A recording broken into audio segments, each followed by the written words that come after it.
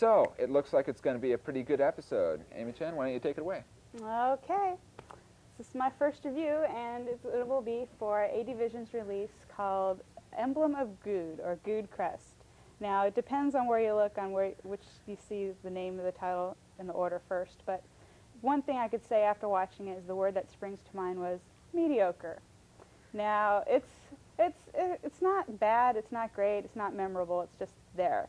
It's a fantasy story about two adventurous girls, one named Gude, who has red hair and she's a swordswoman, and the other one is named Effie, and she is a sorceress. And apparently they're both princesses, though I'm not exactly sure why and what country they're from.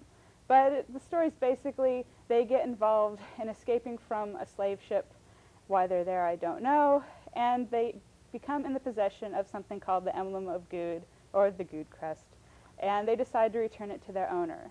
And it gets them embroiled in a long plot involving triplet prince and princesses, a mad high priest of an evil cult, and some random Bishonen guy who's there just to look cool and make evil remarks.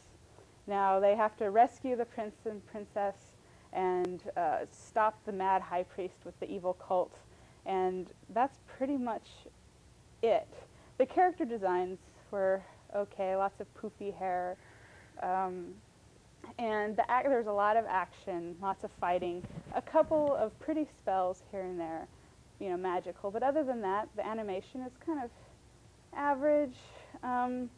The voice acting is okay. The one thing that I had a problem with the voice acting is that, you know, the girls that played the young princes could have at least tried to sound vaguely masculine. It just, even though they're young boys, I mean, come on, slightly a bit masculine.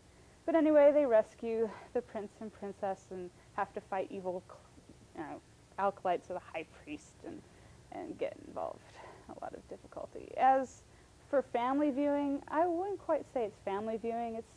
It's kind of mixes a bit of violence, and there's a little bit of brief nudity, mainly involving one of Effie's spells.